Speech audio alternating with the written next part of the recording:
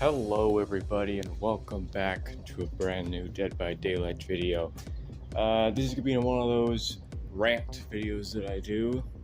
So this is going to be a relatively short one. I am aiming for like around 8 minutes.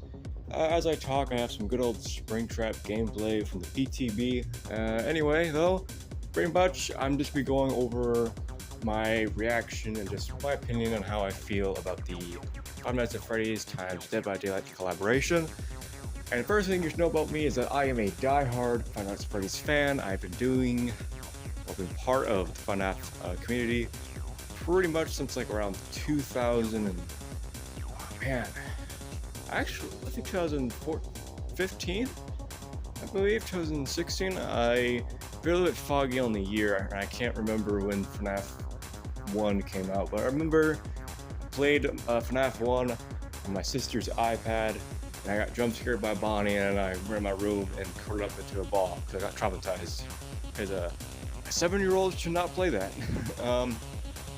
Ever since that day, I've been a fan of Five Nights at Freddy's. I've always loved the franchise. I've even watched the movie. I have a copy of the movie in my room, and I think so far that this was a really good idea. When I heard about it, I was like, yes, finally, we're getting the best fucking collaboration ever. That was my initial reaction. Fast forward to, May, and then we got the reveal on PTV. And I'm to be completely honest with you, my initial reaction is I thought that they butchered the design for Springtrap. When I first saw him, I was pretty much screaming into my phone going, oh, why does he look like that? No, they ruined his design. Why does he look like that?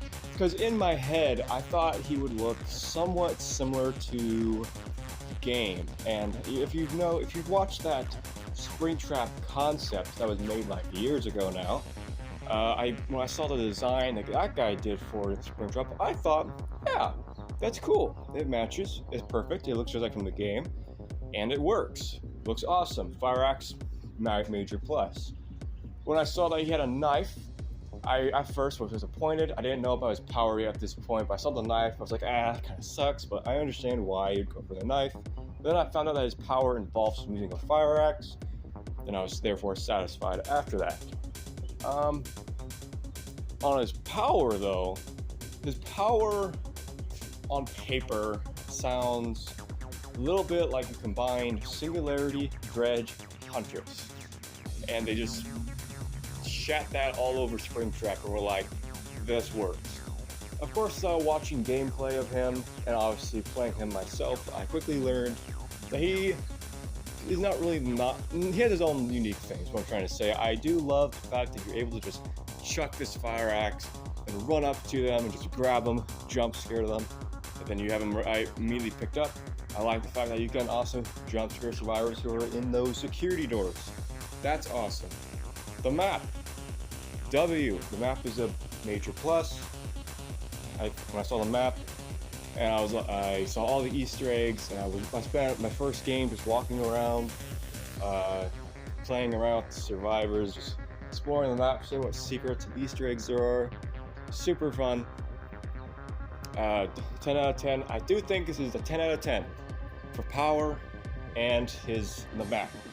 However, I do know that people are probably going to want the fire axe probably nerfed. I can already imagine they're probably going to be like, oh, Springtrap's fire axe should not be able to down survivors. That's probably something, I can see that happening. Because survivors tend to complain. That's how it works. And I can already imagine people thinking that his fire axe is too OP. They shouldn't be able to down. So I wouldn't be surprised if when he get released, June 17th, by the way, he ends up not being able to down survivors with his fire axe, and the survivors get like a hindered effect or deep wound or something like that. So don't be surprised if that happens.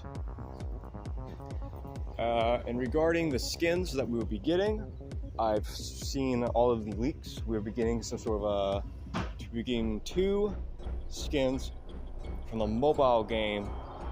I can't think of the Is it FNAF V? No, that's not it. I can't think of the mobile game right now.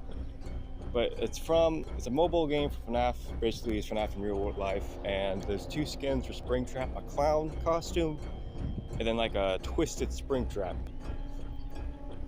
And then more skins we're having will be the Glitch Trap skin from Help Wanted, which I'm very curious to see about that. I am very curious about if he's going to have his own special voice lines, or if his voice will be like higher pitched, like many people have assumed his voice would be. If you could watch a bunch of fan animations of Glitch Trap, they usually give him like a higher pitched, more maniac like voice. I'm also kind of surprised we didn't get like Burn Trap or anything like that, but some people are saying that Burn Trap isn't even Springtrap to begin with, it's just the mimic. It's fair enough, I guess. And then I guess my final thoughts on this chapter, because is going to be his chase music. Now, I'm going to say right now that the only big gripe I have is honestly his chase music. His menu music is sick, that's pretty cool, and fits him well. But the chase music does not really, I don't think it captures everything well. I do have heard people say, oh, I think it works for him because, it's robotic, metallic. Which, yes, I see their point, but this is not just a normal robot. This is not Singularity. This is a fucking undead child murderer in a suit. This chase music does not give that vibe. I'll be quiet for a moment so you guys can really listen.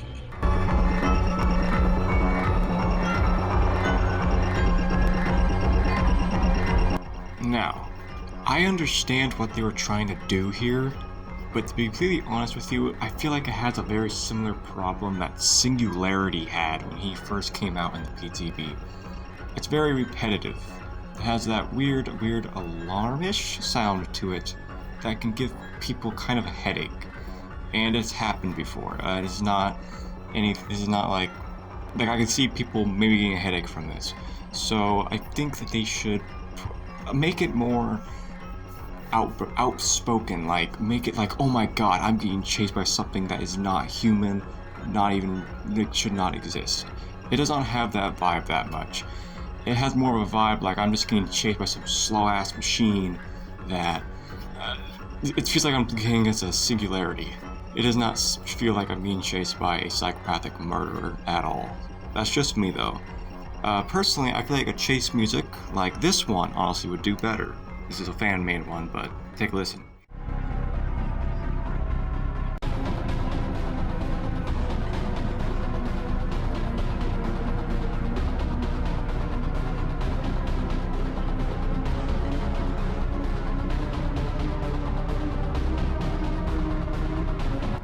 Now, I know we can all have our different opinions, but in my most honest opinion, I feel like this chase music has a bit more punch to it.